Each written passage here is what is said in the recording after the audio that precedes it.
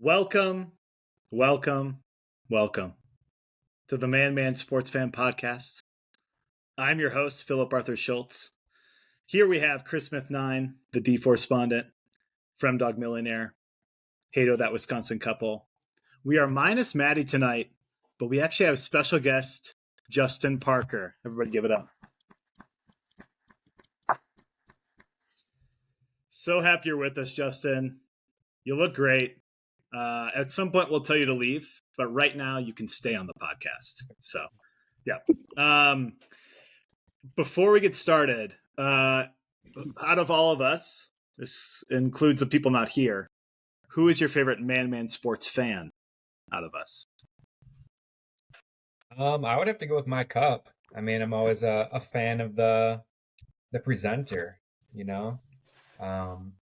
So just like your dialogue, just kind of like how you control kind of the tone of the podcast and where things flow to, and you know, can kind of get off script a little bit and make things funny. And so I appreciate that. Yeah, I have a lot of power in the podcast. That's pretty much the only area of my life that I have power. So I really try to exercise it. I mean, you're going to kick me off in like 20 minutes, so there's the power right there. Yeah, we will tell you to leave. Yep. And I don't know if I can actually make you leave. Chris, can you make him leave? Can any of us make him leave? I don't think we can. So, Justin, you can do whatever the hell you want. I'll just rejoin the chat. So. You should leave whenever you want. Keep us on our toes. Just, randomly leave. It was fun, guys. Been real. Well, hey, happy you're here. Justin is here for a reason. We're not going to any spoilers here, but he is here for a reason. It'll kind of give him a stage a little bit to tell us why he's awesome. Pretty much. But before we get into that, let's talk about other people who are awesome. The Grammys are this weekend, and this is an award show. Who knows if you care about this out in the world if you're listening. But who is your favorite new artist and band? Chris, start us out. So I kind of like Teddy Swims. He's growing on me, and I've been listening a little bit more. I didn't know about him even a few months ago, or maybe I did. I just didn't know his name, but I do like his music a lot. So, and I don't know if he's performing, but I'm assuming he probably is. He's great. Parker? I would probably go with a young guy named Benson Boone. So I guess one of my guilty pleasures is watching American Idol by myself with my dog. So he was actually on American Idol, and I think he got like a golden buzzer. Well, that's AGT, but like a golden award or a ticket. So then he kind of quit halfway through to kind of go to this producing studio and start writing his own songs, and just kind of like his jamming style. And I think the biggest thing is every performance he does like a backflip off the stage. So that's pretty cool as he's singing. So it's pretty rad. Fremdog? So I'll just go with a more known artist. I'm going to always break the rules on this show, and then I'm going to give it another answer just because I feel like it. So I'm here for Post Malone's transition to country. I think it's pretty solid.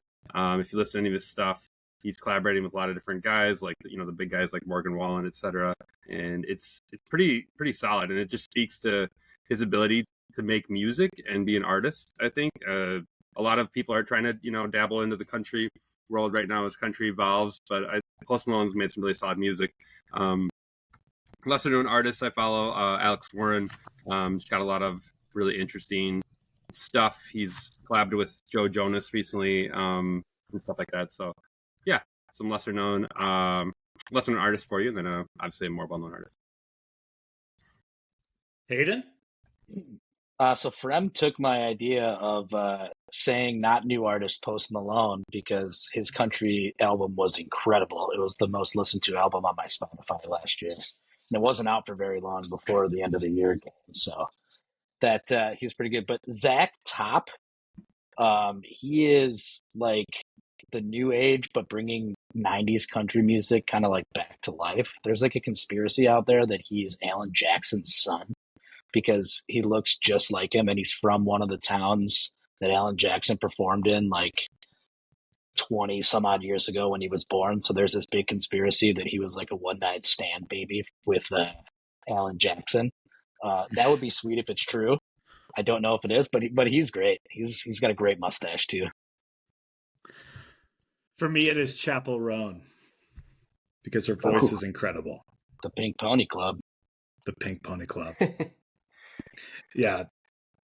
Yeah, her voice is weirdly, like, insanely good. And the fact that she, like, came out with her album was pretty underground and then it just blew up.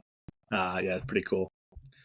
Out of all the award shows, right, the Grammys are coming up, but out of all the award shows, which one is your favorite?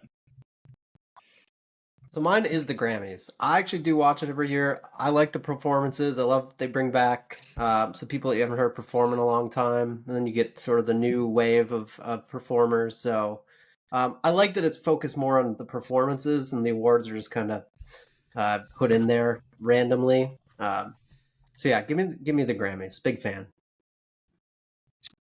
I would probably go with the Oscars. I don't really watch a lot of awards shows, but every time I watch the Oscars, I just see a lot of awards for like movies that I've never heard of or never seen before. So it kind of intrigues me to kind of do some research and take a look at them and end up watching new movies that I probably would have never even recognized before. So it's kind of a good way to kind of gain access to that.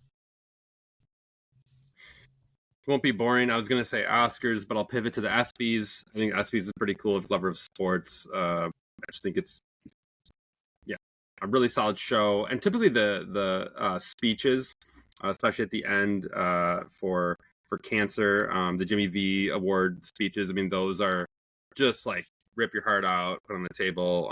Really emotional. Still think back to Stuart Scott's iconic speech, just about never giving up, and like that's the stuff I think you wait for the show, the end of the show to see that kind of stuff. Just a really moving, motivational. Speeches. So I'll go with ESPYs.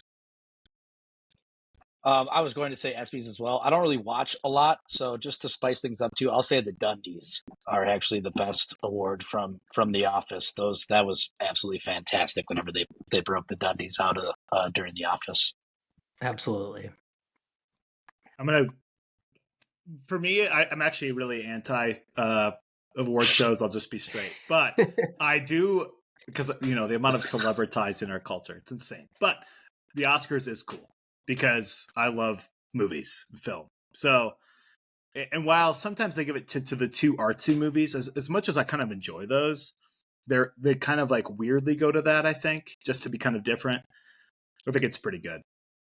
Awesome. Well, speaking of award shows, things that we want to win. Second to last round of the Fantasy Playoff League, the Man Sports Fan podcast crew has all been eliminated. It's really sad. But we're down to the last matchup, and that's partially why Parker's on the show today, because the matchup is Justin Parker versus Addison Peck. Before we get to you, Justin, Frem, you were eliminated. It was a close match. In fact, your heart probably leapt for joy because Chris kind of he did messed it up a little bit. He led me on, made me think I had first place. Yeah, it's really tough. Brutal. But what went wrong? Can I explain my error first? I put in the scores Sunday night. Frem was the winner, and then I realized I completely missed rushing touchdowns by quarterbacks in the Philly-Washington game, and it turns out there was 4 total. So it's kind of a big error that I made. It happens. It's okay. It's okay. And Frem, I'm sure you might feel a little more bitter, but tell us what went wrong. Well, tell us what happened.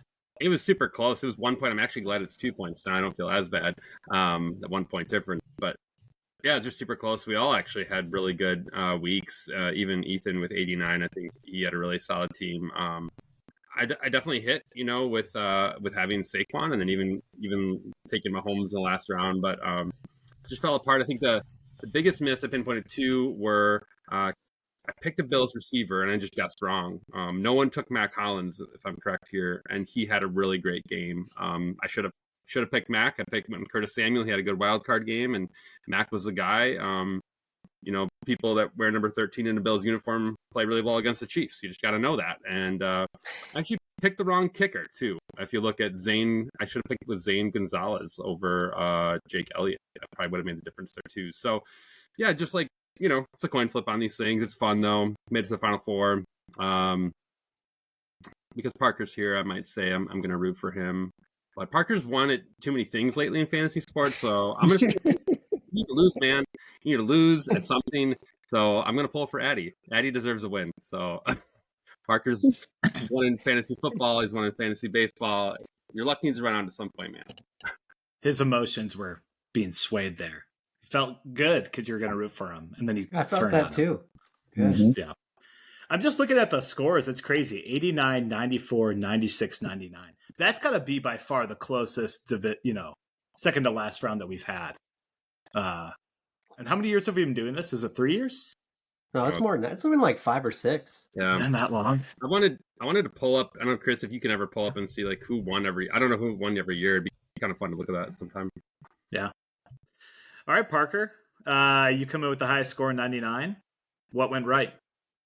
Yeah, I think you guys just need to start calling me the Kansas City Chiefs over here. It's going for a 3-peat. So, Fair. But actually, Fromm was actually the person that kind of lucked me out of this. Well, actually, I should say Addison as well. So, was able to get one of the top 2 running backs. So James Cook, obviously, after that, the running backs kind of were a disaster for the most part. I actually thought Addison was going to take A.J. Brown and Jaden Daniels, and I was looking for Kelsey on the back end. So once he did Brian Robinson instead, I took Jaden Daniels. Otherwise, I would have taken Kelsey, which would have been a complete bust. So he kind of fell back over to Brian for that next round. And then obviously hit on Worthy scoring 21 points there. So my top 3 rounds all had over 20 points. And then even Marquise Brown had 6 and Bucker had 6. And honestly, none of the defenses really did that great besides the Eagles. But luckily Ethan had them. So it wasn't too big of a deal on that standpoint. Yeah, I would have felt good, Brian, with Kelsey and the Chiefs D, because at some point you think the Chiefs are going to cause some chaos defensively, or that Josh Allen is kind of going to revert back. And he didn't, really. I mean, he really didn't revert back. Well, he wasn't perfect in the game. So, yeah, on some level, you kind of did just get screwed. So, yeah, I thought you got a steal in Kelsey from, like, when you got him, round 3, I was like, oh, man. Well, I think like Parker and Addy, just to your credit, like you guys hit. Like, I mean, I didn't think Xavier Worthy is going to give you 21, and then for Addy, I mean, he gets Jalen to run for 3 touchdowns. I mean, that's just like, hey, tip my cap, Yeah, and I mean, AJ Brown the last 2 weeks have had like 3 catches for 20 yards total. So, for him to have a buck, 100 and a touchdown, it's not really that expected. What's crazy is how consistent all the quarterbacks were. Like, you didn't even really draft Mahomes. You just like literally were left with him. And he got you 31, which is just insane. So, yeah. Well, congratulations, Parker, making it to the final round. I will be rooting for you. Is anybody actually rooting for me? I am. I am. I'll root for you, Parker. You're on the podcast, man. Well, I did take second last year because Garrett beat me with Juan Jennings with 3 touchdowns in the Super Bowl, and I had McCaffrey. So that's insane. That's insane. It's so dumb. You know the first pick. Are you taking the first or second pick? Number 1. So Barkley will be back on my team. So it's deja vu all over again. Hopefully it works out this time. Someone needs to study Parker's fantasy success. What does he know? How does he? We're getting there. Yeah, let's talk about Parker's last year in fantasy. Right? So the Performance Enhancers Fantasy Baseball League, been running now for 15 years. Chris, is that right? Since 2007. So wow. 18. This will be year 18. Years. Yeah, it's pretty remarkable. He finished first. And then in the Curb Your Seinfeld Fantasy Football League, he got second. So the question is, Parker, what is your secret sauce? What makes the clock tick? That's a great question. I mean, I wish I could give you the secrets, because otherwise, you guys are all in my league, so I can't give you the top secrets. But I think what really kind of worked for me this last year in fantasy baseball, at least, was in rounds like 16 through 20, I was able to hit on at least two good people. So I drafted Duran and then also Azuna. Both of those finished in the top 10 as for batters for the year. And then somewhere in the season, I picked up Brent Rooker, who finished in the top 10 as well. So I think he had like 20 some home runs in the second half and was just on a soar. So those definitely led me to having a great offense. I actually just looked today on the app, and out of all the batters, 6 out of the 10 batters ranked 1 through 10 were on my team by the end of the year. Oh my that gosh. includes some trades. Obviously I traded for some people on the Yankees, Aaron Judge. So had some good prospects and good hitters on that side. And then for fantasy football, I think for me, the thing that worked well is, luckily just patience. So I've had Saquon Barkley in a rookie draft since he's been in the league, which seems like 20 years now. But so I've had him every single year since his rookie season. Finally, this year, he actually did something and, was a top 3 scorer in fantasy football and was able to draft Josh Allen as well with the number 2 pick. So those two combined, you're going to win a lot of games when they get 80 points combined. And then you still have 9 other players on your team. So just patience, and then obviously just hitting good players in the late rounds that are going to be, top 10, top 15 contributors. Sounds so easy. Right, it's nothing to it. Is it fair to say won the baseball league on an asterisk? Ooh.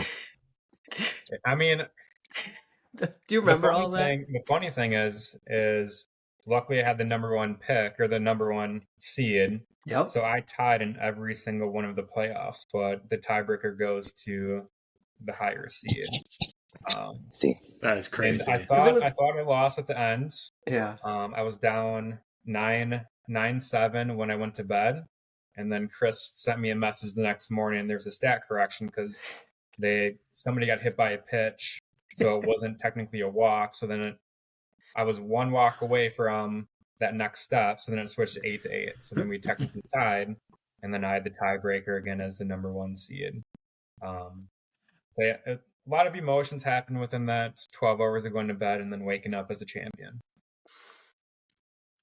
Man, to wake up as a champion. Took off of work, drank some beers. That's a good feeling. Took off work. Why not? That's awesome. I messaged Chris and I couldn't believe it because I had lost to Parker for context in the semis 8-8 on a tiebreaker, and then I was following it pretty closely, and I was I always get up and check that stuff early in the morning. I'm like, I just couldn't believe it. I texted Chris. I'm like, Parker won. That's nuts. Yeah, you're the one that sparked that for him. Yeah, wild. Yeah, a lot of them came down the wire, and it kind of got me watching a lot more baseball games and following stats. And I would watch my hitters on live TV. I need a hit right now, to move ahead in that next stat category. So, the funny thing about fantasy playoffs for baseball is it's 2-week long stretch. I think I was crushing Brian 14-2 the first week, and then out of nowhere he just came back, and I think he was beating me at some point in that second week, and then we were kind of going back and forth. So there's a lot of good competition in the playoffs. The 2-week thing is the best way to do it. It is awesome for the playoffs. It really is good. And I think the playoffs ends up lasting the last 6 weeks, 8 weeks. The last 6, but we don't play the last week of the season because of all the people getting shut down. So it's perfect. Yeah, mid-August. Yeah, it's good. You guys do the 2-week playoff in football too? No No playoffs. playoffs. It's all record. Oh yeah. English Premier League style. Right. But there's double headers some weeks. So you play every team twice. So you play technically 23 games, but it's pretty awesome. Yeah, Chris, I don't know what your Twitter handle is, but if you have any fantasy football, fantasy baseball advice, you need that, you should talk to Chris. He's kind of the guy to talk to. Maybe Parker now too. We could add him to the Parker. list. That's not me. Yeah. If you want to win your league, just give me a buzz. Right. Oh, Good. Parker's Hayden, welcoming some talking bad to you. karma on him. Talking to you, I Hayden. like it. Yeah, I got your number, Parker. I'll be hitting you up this year. I will say, for the longest time, I remember in fantasy football, I always end up drafting next to you, Parker, in all the, in all these drafts, and I'm always like, oh gosh, Parker's gonna have a good year. Parker's having a good year, and you've had some rough years, so I do feel like good luck has just come around your way, and you're finally hitting now. So I've always felt like you should be much better in many years. So I'm glad you finishes in like the top 3-4, but just never been able to get over that hump. So this is finally my year. Well, Parker's really good at fantasy sports, obviously. He got a chance to really showcase that. But weirdly, he's also good at cooking. And he's actually kind of created something for the masses, for the public. Parker, could you tell us about this sponsor that you've kind of been a part of? Yeah, so, typically I preheat that oven to about 350, 400 on a daily basis and cook up that chicken. Definitely get those gains in the gym. So what I like to use is what I call the Secret Sauce Society.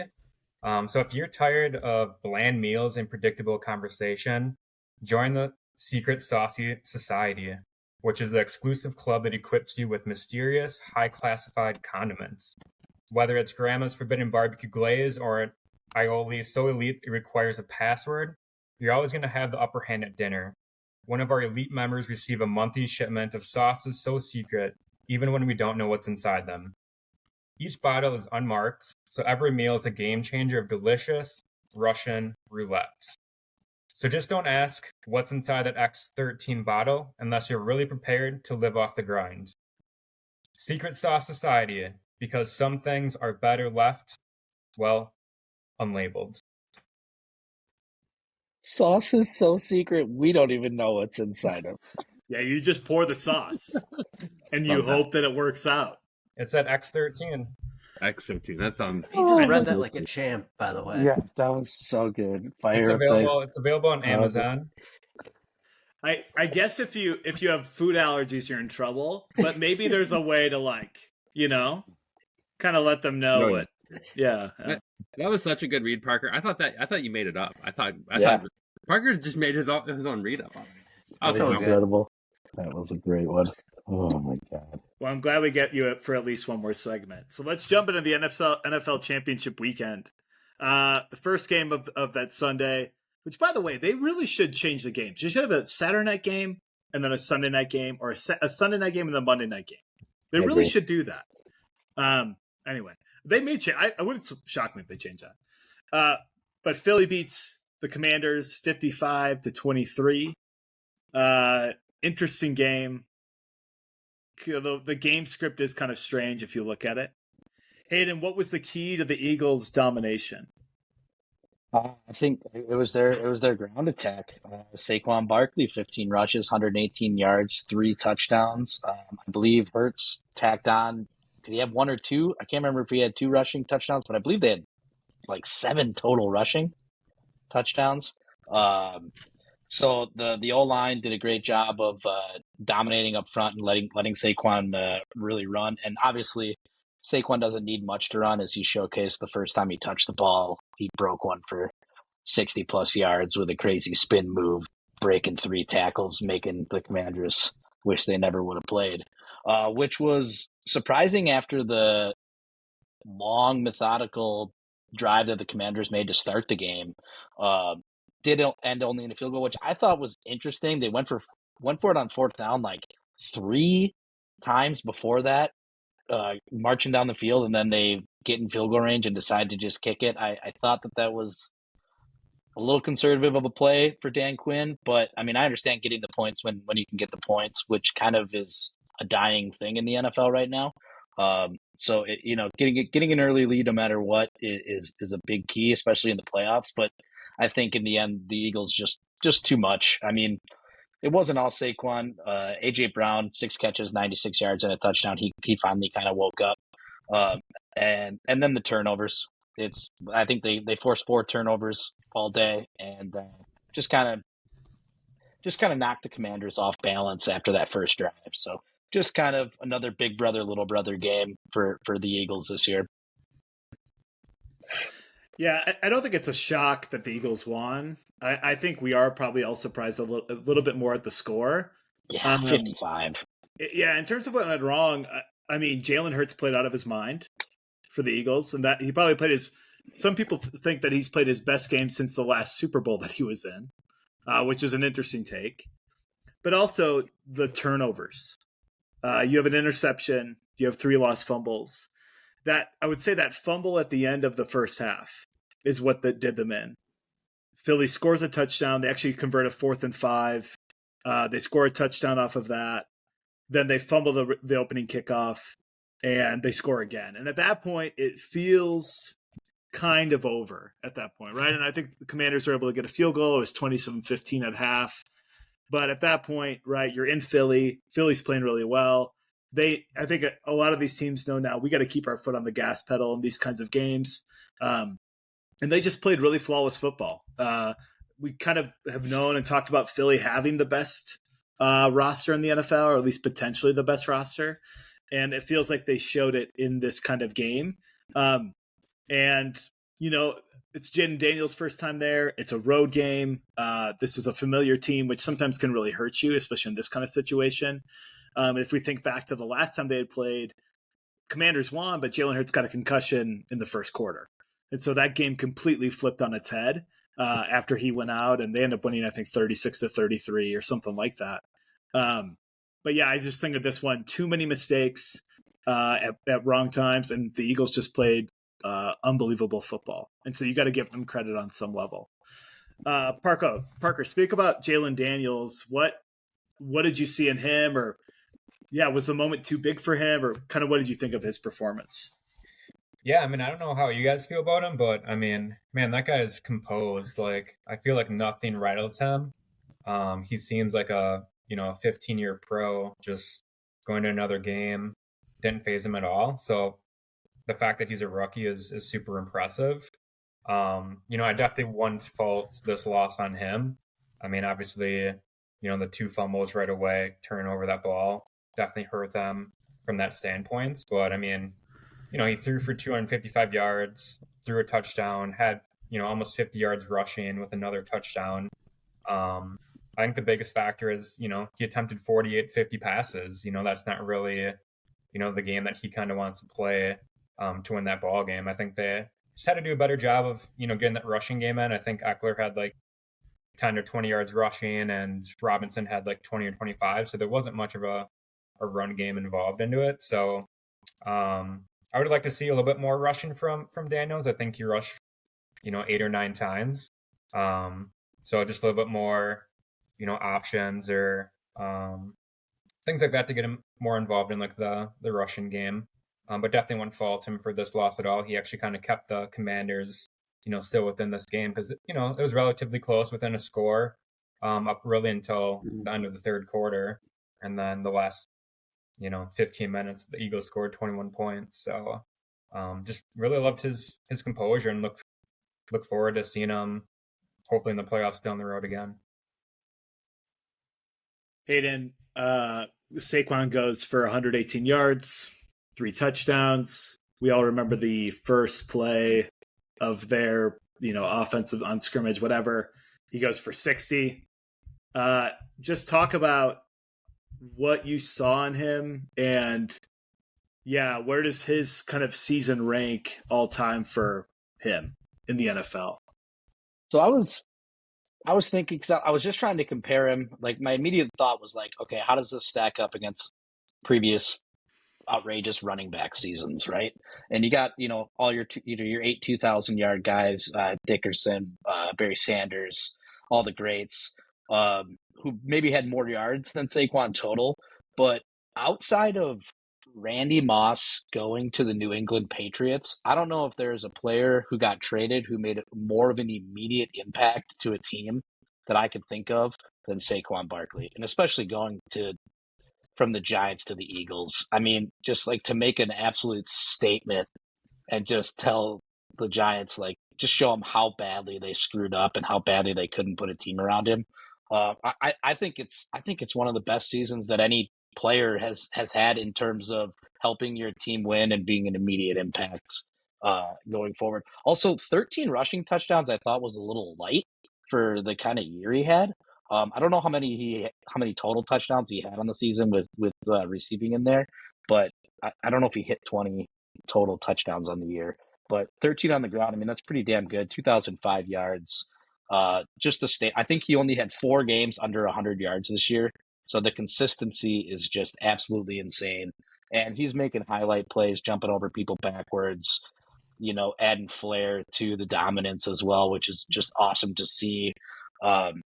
Averaged 5.8 yards this year and only fumbled twice on 345 attempts and 2,000 yards. That's just one of the best seasons I've ever seen. Yeah, and I think a lot of those touchdowns were like 40, 50, 60 yards. Yeah, I think it was like half of them. I think he had like 7 60-plus yard touchdown runs this year. That's insane. And like 3 of them in the playoffs. That's wild. Crazy. Yeah, I mean, it definitely wasn't the Commanders' Sunday. I think that fumble at the end of the first half really did hurt them, put them in the tough spot against Philly. But no doubt, the Commanders are set up really well here, right? You have Jaden Daniels on a rookie contract. He already looks like the best quarterback in the NFC, or pretty close. And in terms of their free agents, what they really only have like 3 to 4 that played any significant snaps. Bobby Wagner, right, who's, he's 35, he's pretty old. Jeremy Chin, he's a free agent, and maybe they try to re-sign him. He's only 27. But then after that, I mean, you have guys like Zach Ertz, which may be important, but he's 35. He's older. And then you have guys like Benjamin St. Juste or another cornerback, which I'm not going to even try to pronounce his name. But you have these guys that have played like 50% of the snaps, but nobody crazy important. And then you're sitting with, in essence, 65 million to 70 million of cap space that you can use on free agents if you want to. So this could be a pretty key offseason for the Commanders in the sense of, trying to, in essence, fill those holes or find those pieces that'll put them over the next level.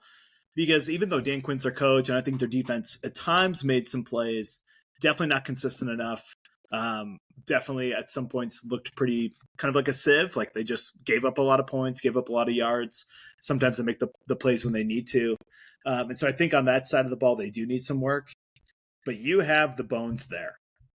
And that's the thing. Like if you have your quarterback and he's elite, which I think we can all say that he's elite, man, you got a shot, especially in this 3 to 4 year window where that cap space or that salary for the quarterback is a lot less. Because no doubt, assuming he stays healthy, he's a $50 or $60 million quarterback. So, at that point, you're going to lose some leverage just in terms of your roster. But right now, I think this is where you go all in. You've signed a couple of major guys, major pieces to 3 or 4 or 5 year deals. And you try to make it happen because in the NFC East, the Eagles will always be good, but the Cowboys are the Cowboys. And who's the team I'm not thinking of? Who's the other NFC team? Giants. Yeah. Oh gosh, that's why I forgot them. They're horrible. So pretty forgetful. So I mean, they are in a very good spot here moving forward, and it'll just be exciting to see, right, how Jaden Daniels progresses. But here's the thing, it was a great story. Now you're the hunted, and that feels different as an NFL team, right? I think as Packer fans, we kind of feel that teams always almost play their best games against us. I mean, barring the Arizona Cardinals. But generally, they always play really, really well.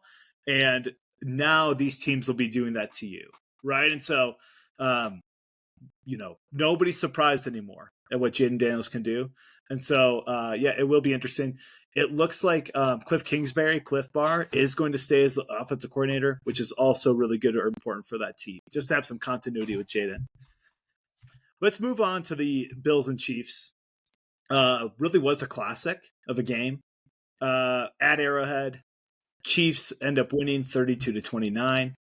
The Chiefs continue their dominance, and it just seems like they make the plays when they need to. Chris, how did the Chiefs pull this out? I mean, it really started in the fourth quarter. Bills had the ball to start the fourth quarter, and that's where, throw your controversial stuff out there. I mean, it was the 4th and 1 that they didn't get, kind of swung the momentum. They gave the ball to Mahomes in the fourth quarter, and he just delivered again every time they got the ball. First time he rushed. They had a couple big pass plays, but he had rushes of 7 yards, and then he rushed for a 10-yard touchdown. Which that rush was awesome, by the way. That rushing touchdown, sort of like an iconic moment, I feel like. But anytime they put the ball in Mahomes' hands with a chance to take the lead, they will. And then the Bills, I mean, they came back and scored, which was huge. But then Mahomes had more time. Obviously, they got in the end zone again, or they got the field goal by Bucker.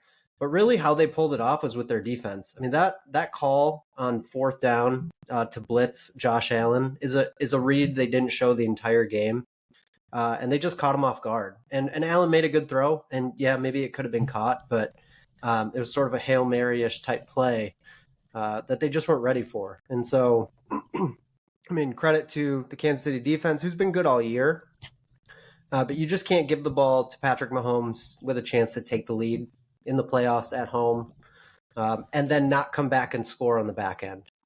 You gotta stay pound for pound with them. And I think Fred might talk about this, but I think the other kind of reason the Chiefs won is because the Bills chased 2-point conversions too early in the game, missed both that they took, and I think that honestly set them behind. If they don't do that, at worst, I feel like the game's going to overtime. If not, they win it in regulation. So. Yeah, it was a classic. It was a great game. You feel for Allen, but Mahomes is just money. I mean, we've basically like reincarnated Tom Brady, and we're watching it all over again. So if you didn't like him, I'm sorry. You got to witness more years of the same. So yeah, Fred, why were the Bills unable to close the game? Why weren't they able to at least get a field goal on that final drive? Or yeah, what kind of did them in?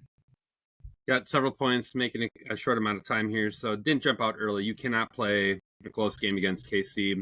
Totally hear the point Chris makes about 2-point conversions. My point, a little counter to that would be you can't play KC close. You have to jump out early, get them on, more on the catch-up game, make them air it out, get them uncomfortable. They like to use their run game. They like to, dink and dump down the field. And so I think making, Mahomes really air it out and push it on the field. I don't know if any team has really made them do that all season long. So I think that's a big issue. If you can't play these close games, they've won so many one-possession games all season long. So bad formula right there. I'll just say a point of how they didn't lose. This game is not on Josh Allen. Hato sent a really cool clip on our text thread of just like, how sad everyone feels for Josh Allen. And you have to, right? The Bills have failed Josh Allen over and over and over again. Call out the coaching, call out his players, his receivers, the defense, but the team is failing Josh Allen. Josh Allen is doing literally everything he can to try to muscle the Bills to the Super Bowl. Lazy play calling, everyone's going to look at that controversial, push play where it looked like Josh Allen got the first down. Naked eye, I say he got the first down. You got to run something different there. You got to run some other action there. You see it with Philly. Philly's smart, right? They do sometimes these little plays where they leak out, they boot around. Even Mahomes did that, right? You got to keep people on their toes there. It was just too predictable. They kept doing that play, that shove, or the brotherly shove play that Philly coined. Buffalo's not doing that successfully consistently throughout the game, so I don't know why they just kept going to that. Could have tried something different there. The defensive play calling, I thought, was lazy. The defensive line from Buffalo actually created some good pressure there late, but you got to bring some blitzes, right? Spagnuolo, he put it right on stage for us, and you've got to come out with those more exotic blitzes and have something that Mahomes isn't ready for there. I remember when Tampa beat Mahomes in the Super Bowl, they put so much pressure on Mahomes, and Mahomes got uncomfortable, and that's when he lost. And then just the last thing, I think this was already said in the chat. I think you said it, Phil. You just forgot about James Cook. He was your guy. He was money. And then it came to the fourth quarter, and maybe Chris said it, he got a carry or something late, in the last, I don't know if it was a whole quarter or the last part of the game. But it's just how do you not get him the ball? How do you not let him, that touchdown, that fourth and goal. I don't know how, that if they win, that is maybe the play of the game. If you look, he's at the 4-yard line, dead to rights, 2 defenders on him, and he somehow contorts his body. It was an incredible play. That people will forget about because the Bills lost, but James Cook is so good and you just forgot about him. So yeah, a lot of points there, but yeah, I think not on Josh Allen. Yeah, Fred brought up the the QB sneak, the controversial call there. If you look at Twitter, if you follow any of that, you get the sense that, yeah, the refs are rigging it for the Chiefs. I listened to a lot of Dan Patrick, and he said, I wasn't rooting for either the Bills or the Chiefs. I was rooting for the refs, just so he wouldn't talk about it. And yet, that's what a lot of people were talking about. So, Parker, do you truly believe that the refs impacted the outcome of the game in the way that they called things? I mean, honestly, I don't think the refs impacted the game for the Chiefs winning. I know Chris and I talked about this a little bit earlier before we started, but they definitely kind of seemed like the old Patriots back in Tom Brady days where, they did kind of seemed like they got the right calls and kind of things kind of went in their favor. But at the end of the day, I mean, to be honest, the Chiefs just know how to execute when something's needed. Their third string running back, Perrin or whatever his name is, he gets the last catch, on that fourth down to seal the game. And kind of going back, it's just like, yeah, on that 4th and 1, like, people could be like, yeah, he made it or he didn't make it, but like what was said earlier, I mean, they did 3 or 4 sneaks already and were stuck each time. So why you're going back to a play that isn't working? Like, whenever Josh Allen was in shotgun, he seemed to be able to do some kind of quarterback run that, went a couple yards at least, or do some kind of play action, or even like hard counts. I mean, look at Philly. They hard counted the Commanders how many times for them to go off sides and almost scored a touchdown by not even having to cross the goal line. So I wouldn't put on the refs. I mean, it does seem like the Chiefs do get a lot of calls. Obviously, Mahomes gets a lot of penalties for being touched for roughness, but I think it was more of the execution part that really sealed the game for the Chiefs. So, right, Chris, you already kind of alluded to it, right? We had Tom Brady for so many years, and if you didn't like that, now we have Patrick Mahomes. So at what point do we start comparing Patrick Mahomes to Tom Brady, or are we already there? So I think if they win this Super Bowl, the conversation can begin. I don't think we're at that point. And I'll just throw out some stats in terms of playoff success.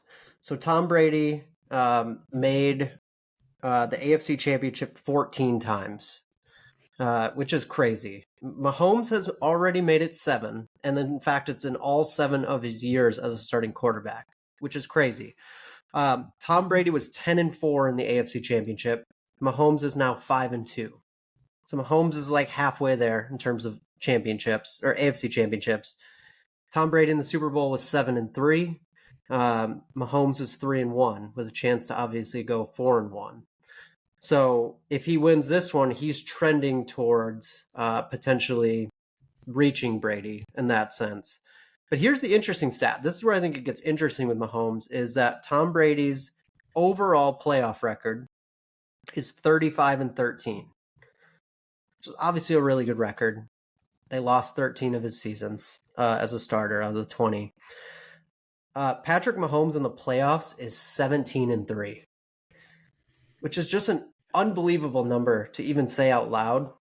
And obviously, all those losses came in either the AFC Championship game or in the Super Bowl.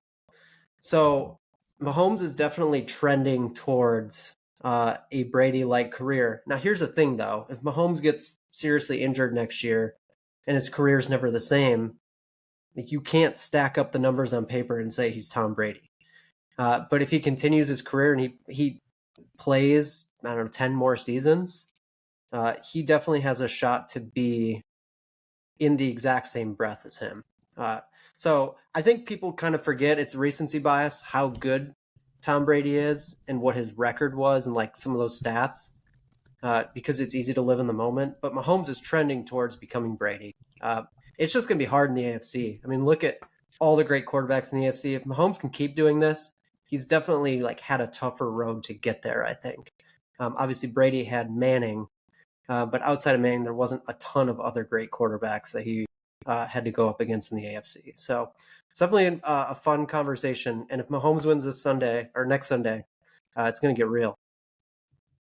I do wonder if losing Kelsey changes Mahomes, or if he, obviously he pivots and does some different things. But yeah, it's Those stats are interesting, especially the playoff record.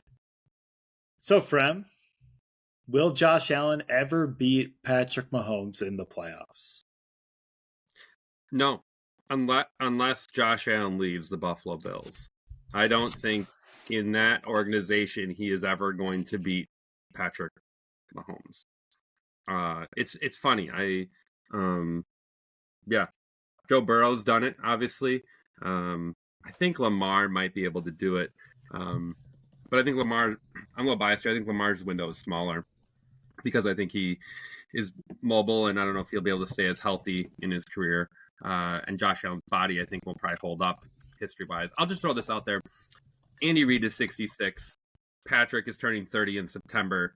They have the potential to ride out their careers here and go off into the sunset and just be quarterback coach forever. I'll just go back to the Brady conversation. It's the elite combination of Bill Belichick and Tom Brady. I don't think people should forget that. Now, granted, he did go to Tampa and won a Super Bowl, right? One Super Bowl, right? Just one. But still, I think that speaks to how elite Brady is. But I think that's a big piece looking back at the Brady success. And I think Mahomes has captured that magic in the bottle with Andy Reid. I don't think Mahomes ever leaves KC. I think if KC's smart, they're going to lock up Reid and Mahomes until they retire. And so I think Mahomes could be better than Brady by just winning. And I think Mahomes, and this is a big conversation we can talk about another day, Mahomes lives in the QB-friendly environment that Tom Brady never had, really. Brady got it, say, maybe the last 5-7 years of his career or so. But, I mean, Brady was part of an era where he was getting taken out by the knees and actually, was out a whole season because he was injured, right? So Brady played a different era, and I think Mahomes plays in a very friendly era where I think he'll be protected, and he already looks like he's protected right now with all the controversy and whatnot coming up. And I think this KC team is really special, and whatever they got going in Buffalo there, their mojo, their luck, whatever they have, coaching, their approach, I don't think Josh Allen gets it done against KC while he's in Buffalo. Who agrees with Frem? Raise your hand. All right. I'm on the fence. I kind of agree.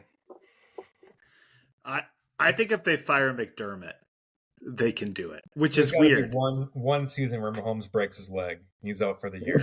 Well, that doesn't count. That doesn't. Well, it's not beating Mahomes healthy versus healthy. I don't count that. I just think of when McCarthy, the whole onside kick thing at Seattle, the Packers are never the same. And it just feels like with McDermott, they've had a couple of these weird losses now.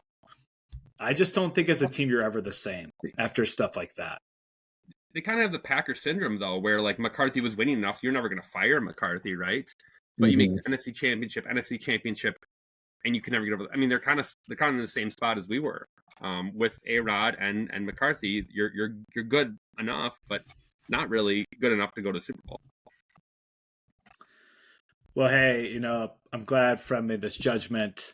And if you think of Kansas City fans, right? Taylor Swift's there. They're singing after this game. It's pretty insane, actually. And that kind of brings us to our next sponsor. Chris, could you talk about the Car Karaoke Judgment Shield? Yeah, real excited about this sponsor. So just curious, if you love belting out power ballads in traffic, but hate getting caught by the car next to you, maybe it's the driving crooner, the Car Karaoke Judgment Shield tints your windows whenever you hit those questionable high notes, protecting your dignity. Includes an emergency auto-tune function for when things get truly out of hand. It also comes with an applause mode so that the imaginary concert in your head feels more realistic. If you're really committed, activate strobe lights to transform your Honda into a full-blown stadium tour. Plus, our newest feature detects when you're attempting a Mariah Carey note and deploys a complimentary cough drop. Car Karaoke Judgment Shield. Sing like nobody's watching, even when they are. The driving crooner. Gotta figure out how to make money on it. It's simply too good. Too good. That's some Minority Report stuff right there. Really. It's like 30 years in the future. All right. Well, Parker, in our script, it says that you're leaving. Wait, but according to Frem, you can do whatever you want to Whatever you want. This Fred is my puts his name time, by huh? it. More do. than We welcome want you to stay, brother. but it is, the script says what it says. So I just have to bring it up. It's definitely past my bedtime, but I'll definitely be back, boys. Good to have you, Parker. Thanks for Good to see kicking you, our brother. butt. Way to be a fantasy. real adult, honestly. Absolutely. We're Awesome. staying up till like midnight doing this. Real and- adult. Yeah. Nickname. And then Chris, it's too late that Chris can't even publish it. It's that late. So, It's been. well, All thanks, right, you guys. Parker. Yeah, enjoy. Appreciate it, brother. See you in Later, the Take care, draft. man. That was awesome. That was a good clip. That was a good That little. was good. That was a good little guest appearance. He's got to be back, man. He does. Yeah, he brought it. Could he replace Maddie? No, I'm just kidding. Oh, no. Sorry, I'm just I kidding. would, I would volunteer Not- myself. Inspired. I almost didn't say the joke because Maddie will hear this and he will Coming for feel you. annoyed. and Okay, pissed Maddie, at me. I was not a part of this joke. I did not back fill up my cup with this. Oh my This is all him. I had nothing to do with it. Maddie, we miss you so much. You just have to know Yeah. that. We really do. You bring more random crap to the show than I do, which is saying something, actually. Who's Maddie? Fiery passion. What did you What are say? we talking about? Guards. Don't. Oh. Don't do that. The flame. The flame. The flame. Oh, the flame. Yeah, I know the flame. No, the flame. Oh, yeah. Boots. Well, Mickey. speaking of the flame, Wisconsin basketball's flame went out a little bit tonight, which is not surprising in the guard era. But I'm not saying there's a swoon coming, but Wisconsin loses to Maryland 76-80 or 76-68 on the road. Maryland's a good team. It just wasn't the Badgers' night. Shot 33% from three, which isn't horrible, but just never really found their groove. John Blackwell had a fairly average night tonight, 10 points. Only took 6 shots. Klesmit continues to struggle, 1 for 8, 5 points. Not the Badgers' night, but they've had a really good run here. It's not surprising that Maryland came out. Chris, just tell us about the Badgers as it relates to guard, the transfer portal, NIL. I mean, it's pretty crazy what guards put together here, and I think us going into the season weren't feeling great. The writers weren't feeling great. They picked us 12th out of 18 teams. And here we stand, looking pretty good in the Big Ten, sitting 16-5, 6-4 in the conference. So, yeah, talk to us about all these things kind of within the Badger program. Yeah, so when I was at the Badger game on Sunday, when they played Nebraska, I got there a little early, and I was really glued in on Connor Essegian because he transferred to Nebraska, and I was just really interested to see like how he was taking in the moment. And as this all unfolded, I just started to like really think through things more clearly than I ever have. And let me explain. So I watched Connor Essegian. It's going through warm-ups, whatever, that's normal. So then it gets to the point in the game or in the pregame where they start like playing the hype video, playing the video montage. And I just am glued in on him specifically. And he's like looking up, watching everything. You could tell like this was a hard moment for him. And I think it actually impacted him. And as the game's going on, obviously Nebraska is coached by Fred Hoiberg, who is a really big name. Obviously former NBA coach, someone that would be looked at as a quality coach. And so during the game, I start to really think about, and the Badgers kicked their butt, by the way. It was awesome. But Connor Essegian was a well-liked player at Wisconsin. I think people really enjoyed him. I did. I didn't boo him on Sunday. I just stayed sort of neutral. But it just made me realize like this whole transfer portal NIL stuff, that what really matters is in a program, especially like Wisconsin, is you just need players that are locked in and they're invested and that want to be there. And honestly, I had this moment watching him thinking like, yeah, I think he would have been a good player at Wisconsin. But it really doesn't matter. Like I was really bummed out when Chucky Hepburn left. I thought that was like the worst loss that the Badgers could have had. But at the end of the day, if a player doesn't want to be there, I don't want them there. Because Greg Gard, all he cares about is building a culture of players playing for each other, players playing unselfishly, players playing hard. He's put together a really good coaching staff that believes in what he does. And this coaching staff is legit. That's the reason why this team is doing well, is because he's brought in assistants that know how to coach players and coach them the way that, like, fundamentally solid, just sound good kids. And so it just gave me this moment of realizing, like, I don't care whether it's football, basketball, if a player leaves my team. Because at the end of the day, I know that the coaches are going to go out and they're going to find players that believe in what we do and how we want to play. And that's all that matters. And honestly, as a fan, that's all I want. And so basically, like, my end of this epiphany here is that I don't see any reason why Greg Gard should ever be fired from this job. Now, granted, like, they go on huge losing streak over the course of like a season or two. Like, I get it. But he's as consistent as they come. I think he's the fourth fastest coach to ever reach 200 wins in the Big Ten. He puts together teams that just play likable basketball, play with each other, are connected. Like, as a fan, that's all I want. In the tournament, it's a one and done, right? You never know when your last day is going to be. It could just be a bad night and you lose. But what if we 5 years ago, 6 years ago would have brought in Fred Hoiberg? I bet everyone would have said, Fred Hoiberg's a better coach than Greg Gard. And it just doesn't always work that way. Look at Luke Fickell, right? He was the hottest name on the market. We got him. And here we are in year 3, not really knowing what kind of culture and team he's building. So I would just hesitate on being skeptical about Greg Gard. I think he's built something really good. I think he knows exactly the type of player he wants to bring in. And it shows. These players play with each other. They're unselfish and they're fun to watch. And as a fan, that's all I really care about. So I just sort of had this moment watching his season. Like, he loved the Badgers, but he left, and that's okay because we brought in John Tanji. And we bring in Kamari McGee. We brought in Max Klesmit. Like, we brought in guys that want to be here. And so to me, that's what it's about. And the Badgers are going to be successful in this era if they can continue to build this way, which I think they will. So I'm off the Greg Gard should be fired. Not that I was ever there, but I don't think it's really even a conversation at this point. You're muted. Thanks. There's no doubt in my mind that coaching staff is that good. Kirk Penny, Sharif Chambliss, Greg Stiesma, even just bringing some NBA experience to thinking about analytics in terms of where these players are going to shoot. That has changed this team. We have never seen an offensive explosion so consistently in a team like this in Badger history, probably. So definitely exciting. I hope you're right, and I hope we don't go through the swoon, because every year feels like it is February. I know. But yeah, and I think too, like, right, sometimes hiring new coaches, it can feel like a roulette. You're just kind of like, yeah, what are we going to get? How's it going to keep going? The grass isn't always greener. But we also have a different kind of roulette that we want to talk about.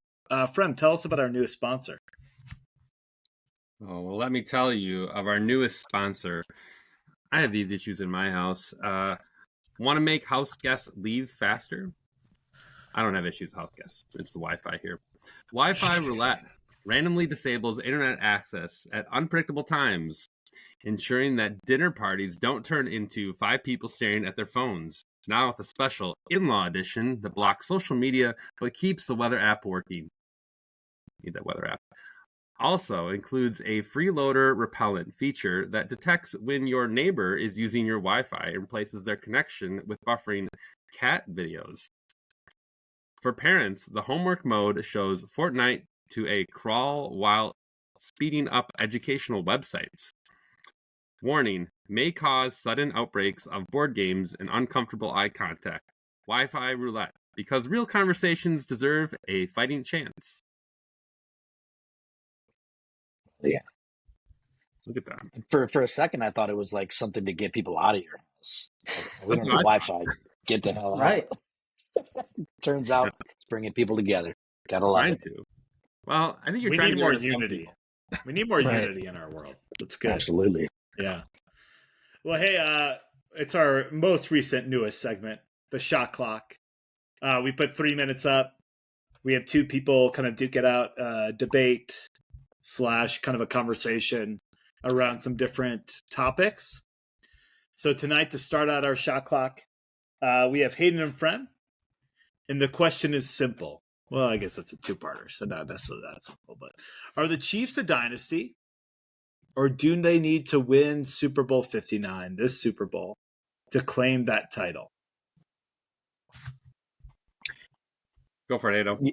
Yeah, I think they're a dynasty. I mean, 7 AFC Championship games in a row for Mahomes, 4-1 in the Super Bowl, only losses to Tom Brady. It's just like as frustrating as it is for non-Chiefs fans. It's the reality. It is just the Patriots. They're always there. Mahomes is doing all this under the age of 30. I mean, he's got 4 Super Bowls under the age of 30, or 3 Super Bowls, 4 Super Bowls, whatever he has. He's got him under the age of 30. It's incredible. I don't really think there's an argument that they're a dynasty. Even if they lose this, they're coming back. So I think it's pretty safe to say that they're a dynasty right now. So I had to look this up. An empire is bigger than a dynasty. So I think they're going to be an empire. I think they're going to be something else that the NFL has not seen. Like I said, I already alluded to this. Andy Reid and Mahomes, if they keep this train going, I don't care if Travis Kelce leaves with Taylor Swift and retires off in the sunset. They are just going to keep inserting people into this machine they have going. I think they need to have a good enough defense, they've proven. But in this environment and just kind of what the AFC has right now, unless there's a really big shift or a big trade, or I mean, somebody comes along here, but they have something really special going, and I think Mahomes could have 8, 9 Super Bowl rings, you name it. I mean, this guy can do some special things. I mean, Hayden already kind of highlighted just the success. We already said the 17-3 playoff record, and been in 5 of the last 6 Super Bowls. Like, why not? Like Andy Reid is a serious guru, and people need to. I was just watching a John Gruden video of like the Holmgren coaching tree, which I think should really be studied because there's a ton of success in that coaching tree. And yeah, Andy Reid is a guru, and he knows what he's doing, and Mahomes is right there with him. So I say, why not? I don't know if you have any other points to that. I mean, like, it's hard enough to make it to a Super Bowl, let alone win a Super Bowl. And it's a disappointment in Chiefs fans. They're so spoiled now. It's a disappointment if they don't make it. I mean, I don't see how you could argue that you're so mad as an organization if you're not even making the Super Bowl every year that you consider it a failure. So I think their resume is too strong not to be considered a dynasty. I liked Empire too. That was a good little nugget you put in there.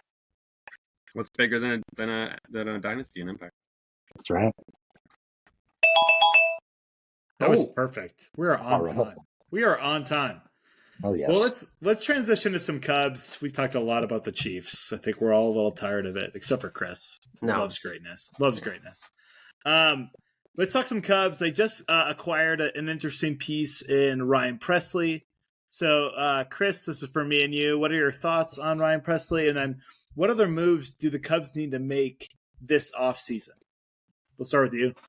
So I love the move for Ryan Presley. I think the Cubs needed a legit lockdown closer, and he's proven to be that. And the Astros didn't really, he's kind of a closer for them, but he's also been a 7th inning guy, 8th inning guy. He's just been a high leverage reliever for them.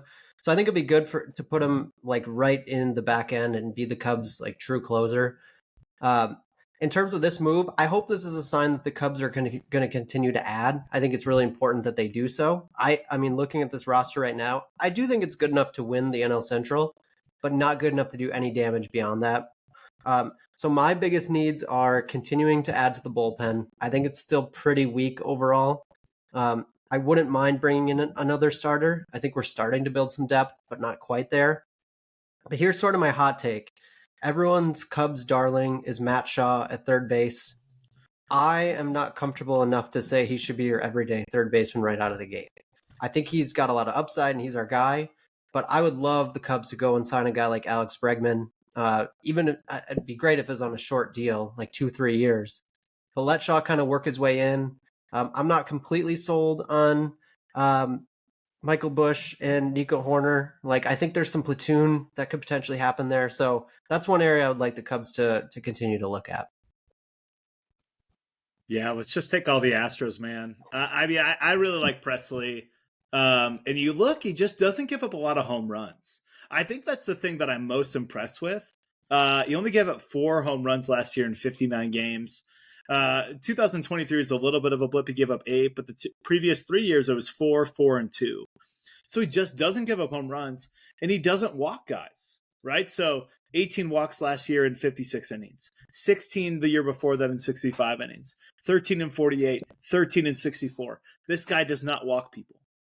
And I think as Cubs fans, we've experienced a lot of closers that walk guys. We went through the whole Hector Neris experience last summer. And I mean, they ended up releasing him, I think, just so they don't hit that innings threshold where he's guaranteed money. But man, it's just painful, right? And so to get a guy like this, especially for a single A prospect, that I think on some level looks good or it looks pretty good, but you just never know how those are going to fly. Man, just totally worth it. And here's the thing: me and Chris started this podcast 7 or 8 years ago. We did a couple episodes here and there. Me and him often agree on these things. I also think I would not trust in Matt Shaw yet, and not even force that in him. If you go and get somebody like Bregman, your defense in the infield is the best in baseball, or very, very close.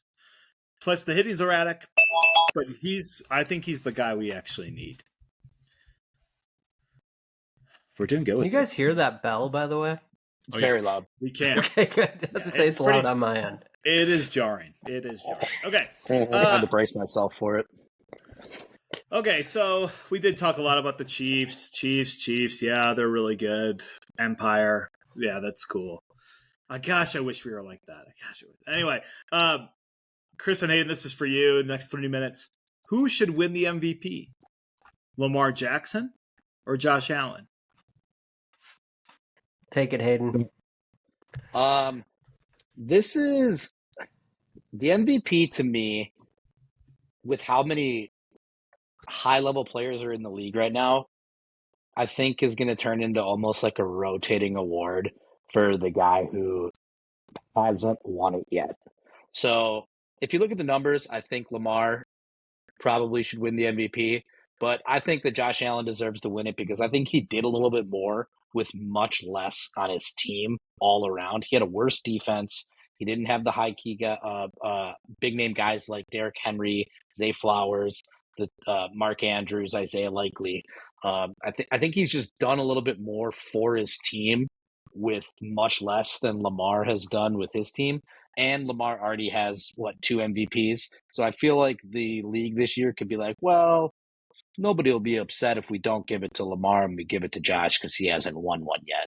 So I could kind of see it going like that. And I like Josh Allen a little bit more than I like Lamar, so I'd like to see him win it.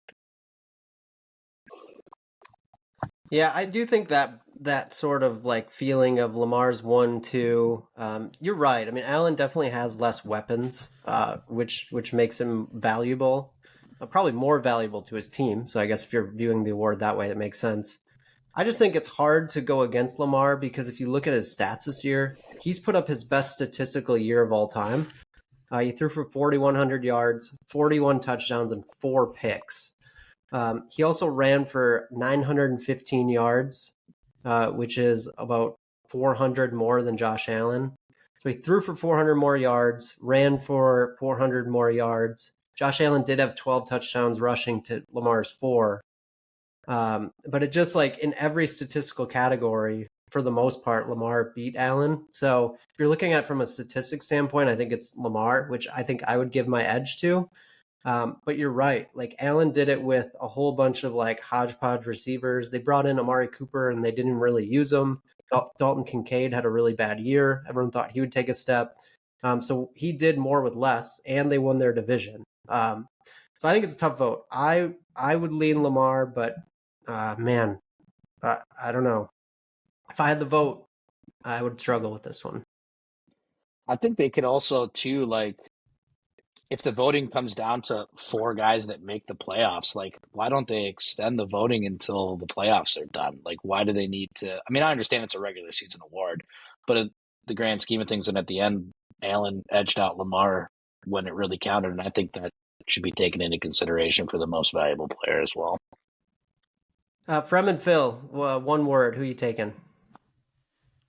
Saquon. Neither. I want Saquon. Lamar. The stats are too good. I would take It's Lamar true. as well. I'd take Lamar It's as well. true. Yeah. All right. Our last shot clock. Chris stopped it before the beat. Or you I did. muted it? Very kind. This is the last one for me and Frem. And again, it's kind of in the reign of, award shows, that kind of deal. Which sport is the best all-star game / festivities? And Frem, I'll go to you first. There's absolutely no question about this. Chris, you got to start the shot clock. Otherwise, I'm going to talk for like 6 minutes here. Yeah. Of for all real. the people I need to start the shot You clock better for, start the it's you. clock. Come That's on. an honest man right there. It's like you're gonna give me like 10 minutes here. There's no question, and maybe Philip, we're just gonna agree here. But the MLB, there's like just absolutely no question to me. I don't care what the NFL is doing with their flag football game or skills competition. The NBA is really, really lost it. They used to have a pretty solid product. I don't know. They keep doing like weird fantasy drafts now and stuff.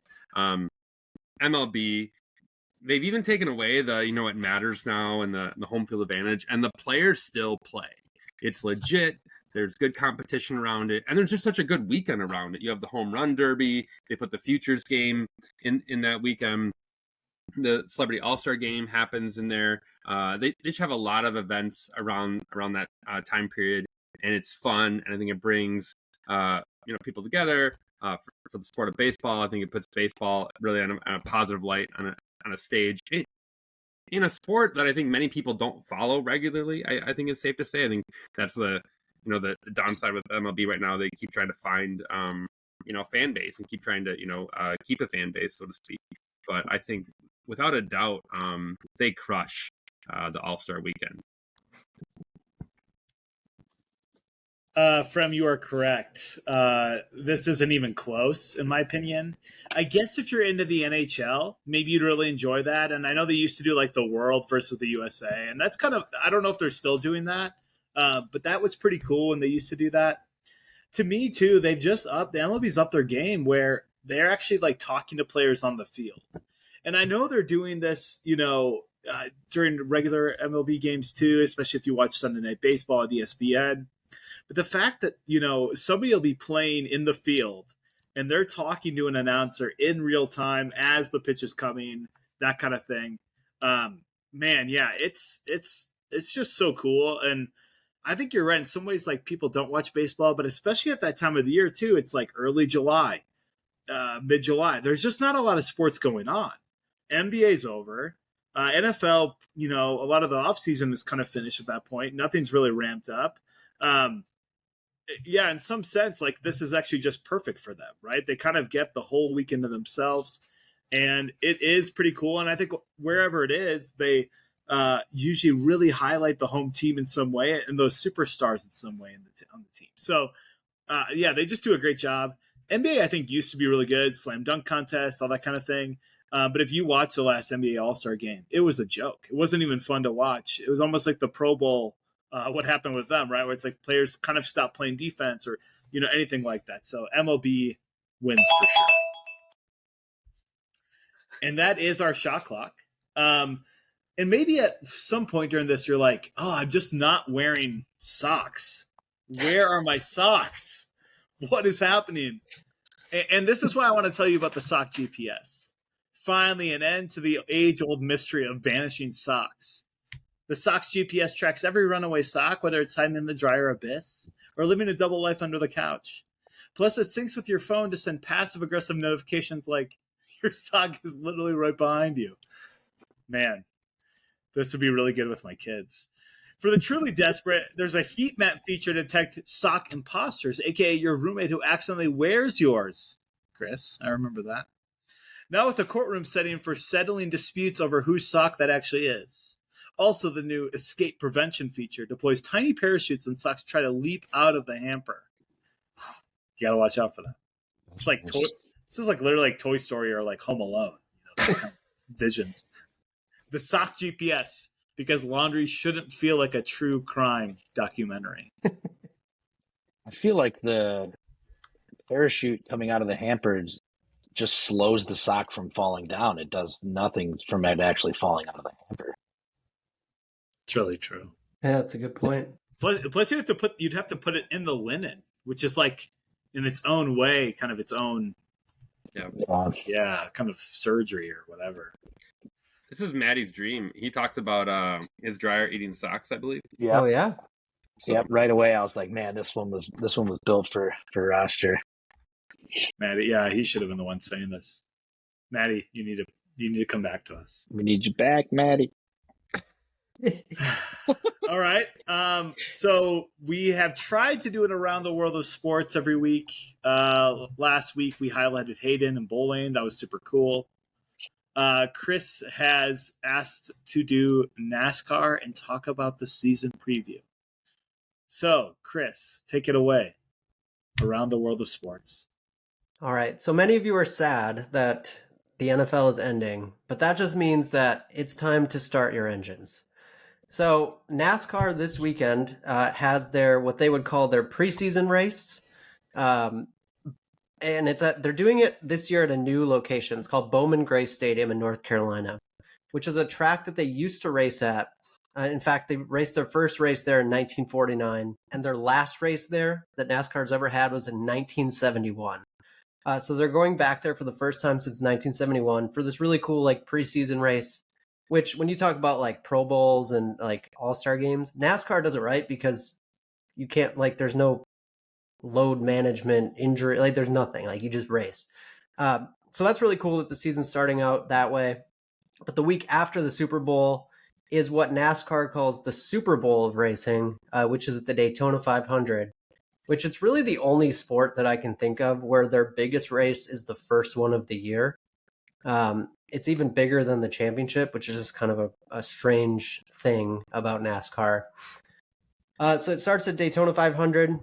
One interesting storyline that I think we could all follow this year, you don't even have to be into the actual like racing part of it, is there's a really big lawsuit with NASCAR right now where the team owned by Michael Jordan and Denny Hamlin are suing NASCAR because they feel like essentially that they are a monopoly and they have too much control. And so they're trying to come in to sue the sport to try to make it more so that the owners have more power and more say in what happens with things like rules and payout and things like that. So that's a storyline that's going to continue the whole year. And obviously Michael Jordan has endless money and he's going to go as far as he can with this to try to win. So that's sort of a storyline off the track. But on track, there's, I would say, some big names that have a potential to win the championship this year. I know Frem knows the name Kyle Larson. Kyle Larson is probably the best race car driver in the entire world. I feel pretty confident in saying that. So NASCAR is fortunate to have him. I would say he comes in as the favorite to win the championship. Other guys, Christopher Bell is an up-and-coming superstar in NASCAR. He's made the championship race 2 of the last 3 years, missed it out by 1 point last year. So he's on the verge of potentially winning his first championship. Same with William Byron, who is a guy I think he's like 26 years old, has made the championship the last 2 years, hasn't won it. So there's a lot of guys that are sort of on the cusp. However, there's 2 other drivers by the name of Ryan Blaney and Joey Logano, who have won the last 3 championships combined, and they're both on the same team. So when we talk about like dynasties, NASCAR's got one right now with Penske Racing, who has won the last 3 championships. And NASCAR does it a little differently. So the last race of the season, the last, I think, 5 years now, has been at the same track. It's been at Phoenix Raceway. So there's a lot of sort of controversy and questioning about like should they move that around so it's not like one team can always go there and win. So NASCAR's starting to have conversations about maybe rotating the championship race each year, which would be a good thing because teams definitely have an advantage at certain tracks. Other guys that are sort of favorites, Denny Hamlin. He's the longest tenured NASCAR driver, has never won a championship. He's basically the Dan Marino of NASCAR. Will be a Hall of Famer for sure, but can never seem to get it done when it matters most. A couple other guys, Tyler Reddick, he races for Michael Jordan's team. And I would put him in like top talents in NASCAR. And as soon as their team continues to get better, he's a guy that could potentially win the championship too. The other kind of interesting story this year is there's a guy that came over from Australia last year. His name is Shane Van Gisbergen. He came over 2 years ago to race one race. Yeah, it's a great name. He came over 2 years ago to race one race. He'd never raced in NASCAR before. In the top series, came over and won that race, which is completely unheard of. It'd be like a guy like getting called up and winning a championship like in their first game. And so he's going to be a full-time driver this year. So he'll be one of the few rookies in the class. He's known as more of a road racer, but it'll be interesting to see how he does on oval tracks this upcoming year. So overall, it'll be an interesting season. NASCAR lost one of their iconic drivers in Martin Truex Jr. He retired. He's getting replaced by a guy named Chase Briscoe, sort of another up-and-coming talent. And then there's Kyle Busch, who I feel like everybody knows the name Kyle Busch, whether you're a racing fan or not. He's coming off of the worst season of his career. It's the first year he hadn't won in his 20-year career. So the question is, will he bounce back, or like is this sort of the beginning of the end for him? Because he's starting to reach his 40s, which that's when things tend to turn a little bit when you become a NASCAR driver. So a lot of storylines this upcoming year. The lawsuit's definitely going to dominate the headlines, but hopefully the car puts on a good product. The stands have been full. The viewership's been great. And there's a lot of big names getting into NASCAR right now. So that's the state of the sport as we head into the 2025 season.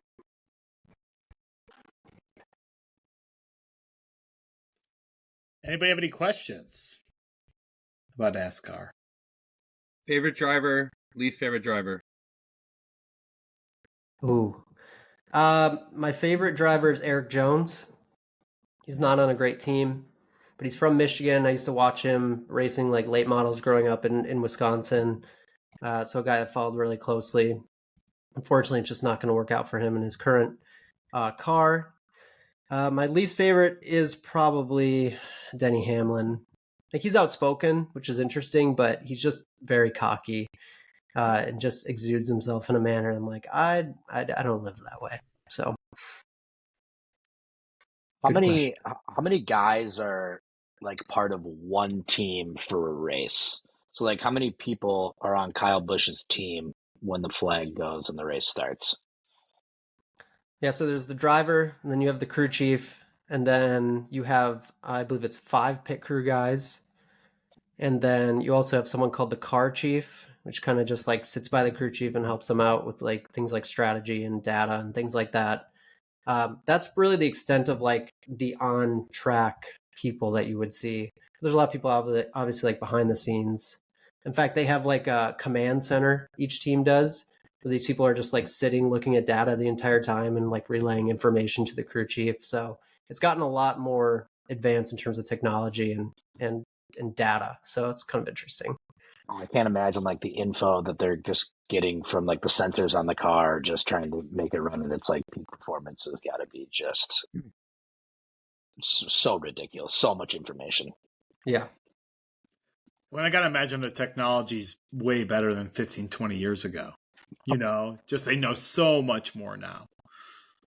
They do, and the cars are so much safer too. I mean, obviously Dale Earnhardt died in 2001, and that sort of like enhanced this next wave of safety technology. But they've taken it to such a level to where like they're trying to figure out like how to even get cars to not flip over anymore. And it's been real. I mean, it's very rare for someone to actually get hurt in an accident because they don't really move in the car. I mean, they stay pretty still. Their head doesn't jerk around too much. So like they've gotten the cars to a point that it's it's actually really safe, all things considered, when you're driving that fast. Out of the Smith family, who's all in on NASCAR? Like, who really loves it out of your family? So Phil Smith and I love it. Matt Smith is a no. Okay. Doesn't even bother with it at all. No, he doesn't watch. He gave up on fantasy too, so he's like completely out now. Sure. I'd say that's really the extent. Like my mom, I think my mom's okay with it. Like she likes going to races. We try to go to 1 or 2 a year. The nephews What like about it though. Brian? Like Brian actually does like it. Brian likes it. Yeah, forgot about Brian. Shout out to the Schwartz. But the nephews like it. Braden likes it. Gavin likes it. Jackson. So some of them. I don't know if they're sort of all in, but they enjoy it. They do the fantasy NASCAR league. What's a race like? You go to a race. What's the culture? What's the feel? Talk about what you do. It's the best sporting event you can attend live because most NASCAR races, like people like have like camping that happens right outside the track. People get there like for a Sunday race. They'll get there Monday. They'll camp out all week.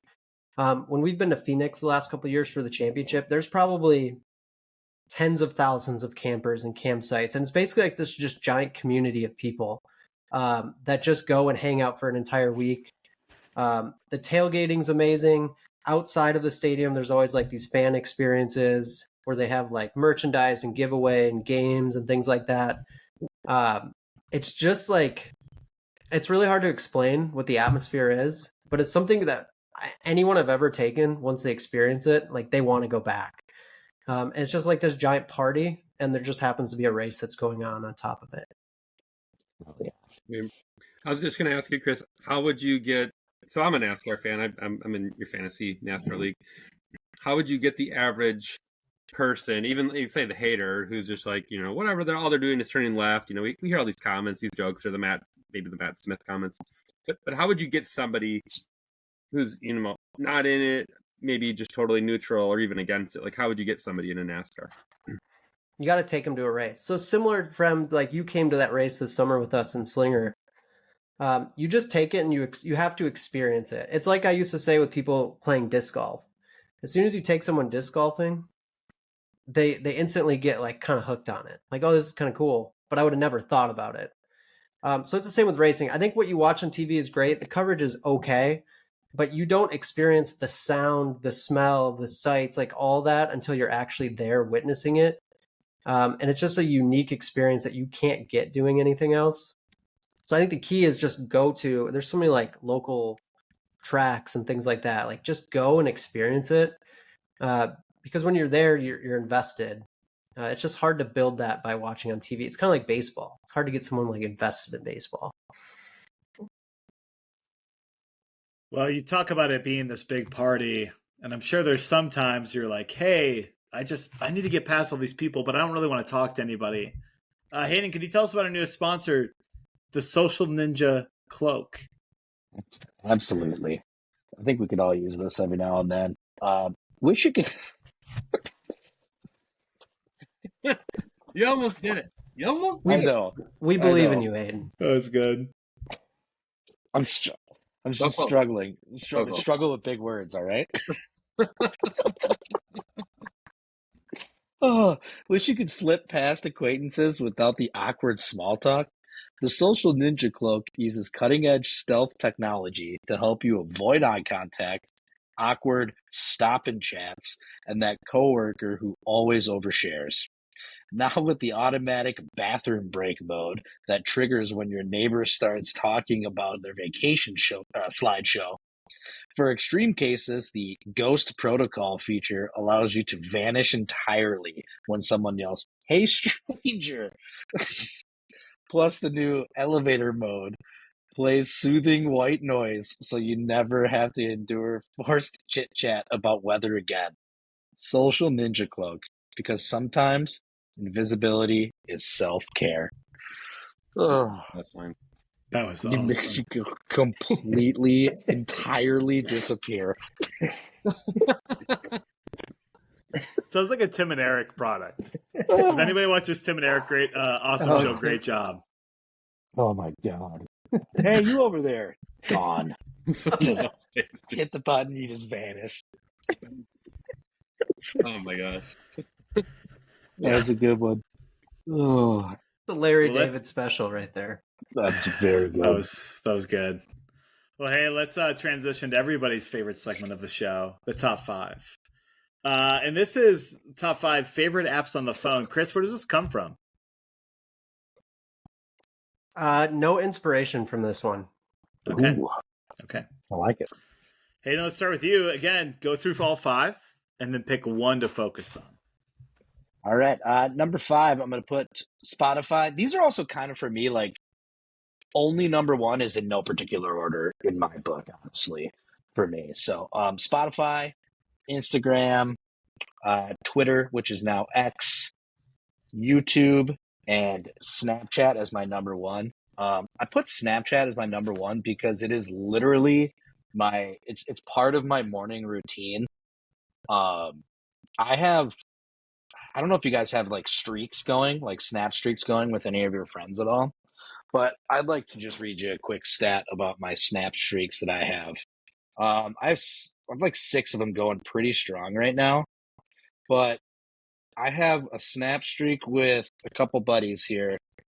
1,034 days, 2,057 days, 2,371 days, 800, 540, 266, 220, and 650. So every morning. So the one I have, the 2,371 days, that's like 2 days longer than I've known my wife.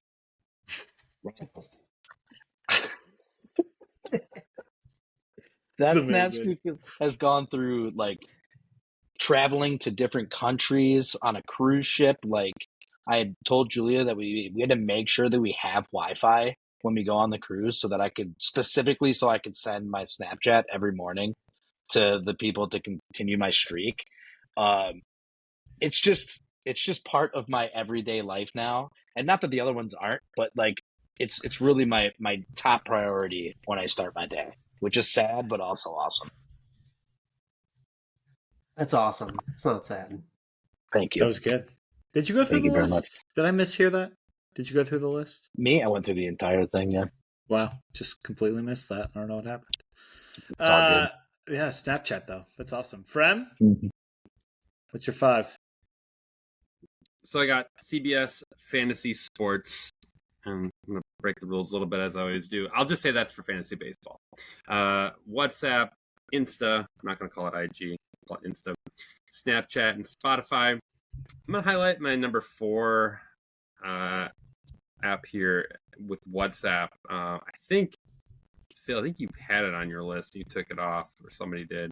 And it reminded me of it. And I put it on there because I think, Chris, I'll lobby, even for our fantasy leagues to like go onto WhatsApp. I think it's a really cool platform to get into. You can get out of like being on, if people aren't on like Facebook or whatnot. And I have family members who are not on social media. And so WhatsApp is great. If you travel internationally, definitely can use it. Really awesome to communicate. And we have a family group chat on my wife's side of the family with all of her family, and it's just super great for birthdays, pictures, gifts, whatever, content. Super easy platform to use. It just feels like it's not like in a text thread or something, and you don't have to be like part of social media or anything to be on there. So it's just really convenient. Also have it with my workplace. We have a chat where they put a bunch of work stuff in there and minutia and different like shout outs, and just a really nice forum. And I don't know, under like sending 1,000 emails or I don't know, just other social media and whatnot. You can just get anyone on there basically, and input phone number and just get in there right away. So WhatsApp I think is super convenient, and it's just really awesome to have like multiple different groups on there. And to me, it's like totally separate away from social media. So I like that, where I don't have to like be into the social media world if I just want to like talk to people. So WhatsApp. So WhatsApp's just like a different type of messaging board. Really, that's what it is. Yeah. Okay. Yeah. I've heard of it. I've really never looked into it. But Yeah, and to me, like if we ever wanted to get out of like our thread, like if we ever wanted to get out of like just the texting thread, like I think we should go into WhatsApp because it's just I think it's such a really convenient platform to use and gets you out of some of the mainstream like social media stuff if you don't want to be on there or if people aren't on there. I know a lot of people are like not on Facebook, for example, or I know it's kind of like for older people now. It feels like so. We are old, Frim. We are old. Are we old yet? I don't know. I don't want to call myself old yet. yeah, I'm going to Denmark in March, and what's cool about these international trips now, you used to have to buy like an international plan if you wanted to use your phone or that kind of thing. Now you can just use WhatsApp when you have internet, and it's free. Yep. Exactly. It's crazy. That's right. Yeah, that's the huge hook to it. Yeah. Chris? Well, Frem, let's get our league changed to WhatsApp. I like it. My number 5 is The Athletic. It's where I get all my sports news and information. 4, SiriusXM. That's my version of Spotify. Love it for podcasts and live shows and music. Number 3, Yahoo Sports. It's where I check all sports scores. It's my favorite in terms of up-to-date information and whatnot. 2 is Messenger. I think I definitely use Messenger way more than I text. It's my go-to source. Heather and I use Messenger as our lone mode of communication. Wow. Number 1 is X. So X is formerly known as Twitter. Thanks, Elon, as Phil would say. I think X is the best. It is the most like instantaneous information that you can get. It literally cannot get any more instant. And I just love it. Like I've gotten to a point where I've like perfectly set up who I follow. So I get the information that I want. It's what I use specifically for fantasy sports, for sports news, for just any sort of news information. But I can filter it out by what type of information I'm looking for. I like their feature that you can it's called, I don't know the exact name, but you can look at like just top headlines, whether it's not recent or not, but it's just like what are things that are happening. So X it's changed a lot, but I think it's actually changed for the better. It feels like there's less bots on there these days, but it is the best way to get information. Like if you follow teams, if you follow sports, if you follow news, like it can't get any more quick. And like I love it for things like fantasy in terms of waiver wire, just getting information about like last minute injury news. Yeah, I love X. I'm not at a point where I'm ready to move on yet.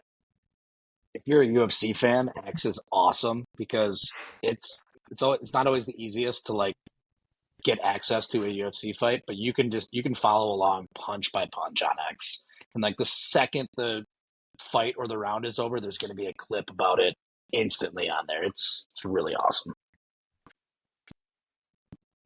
All right, well, if you look at my top 5, it is a bit goofy.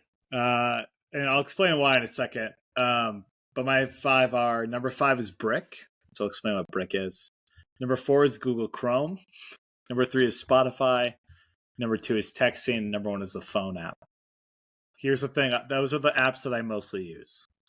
That's just what I use. I'm actually a Cal Newport disciple. Cal Newport is this guy who has thought about deep work, what it means to like kind of be tech free, that kind of thing. He also wrote this book off of it called Digital Minimalism, which is in essence looking at like sometimes what would you rather do instead of your phone, which I've thought a lot about.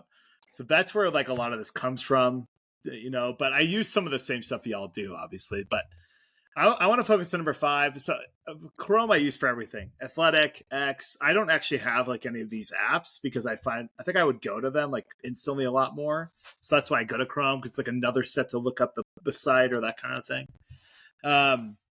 But Brick's pretty cool because if you are looking to limit your use of phones, which again, I don't think this was the purpose of what you put on your Chris, but if you are looking to limit the use of your phone, you in essence could brick your phone, right? They actually give you like almost like some kind of thing you could put on your fridge or wherever you want. It has like a magnet on it, and you use the brick phone. You like tap your phone to it, and in essence, it doesn't allow you to use your apps. So let's say like at night you're like pretty addicted to your phone, and you like on some level hate that. You like it, but you hate it. It's that kind of thing sometimes, and you just want to get rid of it. you just don't want the temptation to do it, any of that, you could like brick your phone and like, maybe you'll sleep better. Maybe you like won't be on your phone till midnight. Maybe right when you wake up, you won't look at your phone as easily. And it's kind of cool. And then also I think what's really cool about it is you can like create different modes of like what you want to do with your phone. So you're like, if you only want to do social stuff, you can actually create a mode to do that. Or if you just want to play games, but you don't want anything else in there, you can create a mode to do that where it like locks your apps, that kind of thing. And I think it's just a helpful tool if you feel pretty addicted to your phone, right? It's just a helpful tool for that. So these are the ones I use. Steve Jobs, when he made the iPhone, it's interesting, 2007, that kind of thing. He thought about it as like your phone app, like you're calling people, texting, and then music. That's like all he thought it was going to be for. It was like combining the iPod and the phone together. And it's crazy how it's exploded, right? Because there are insanely amount of apps that are really cool, right? Games that are really cool. So, I'm curious if you guys have any honorable mentions of the show or the top 5. For me, I just want to point out what jersey am I wearing today? Does anybody know? William Henderson. Was that William Henderson? I think he had the That's same a good number, guess. but it's not Aaron William Jones? Henderson. It's Micah not Hyde. Aaron Jones. It is Micah Hyde. I just want to shout out Micah Hyde, if you could see that. If you're just listening, you can't see it, but it's a Micah Hyde jersey. He retired a couple days ago, maybe yesterday. 11-year pro, was on the pack for 4 years, and probably shouldn't have let him go.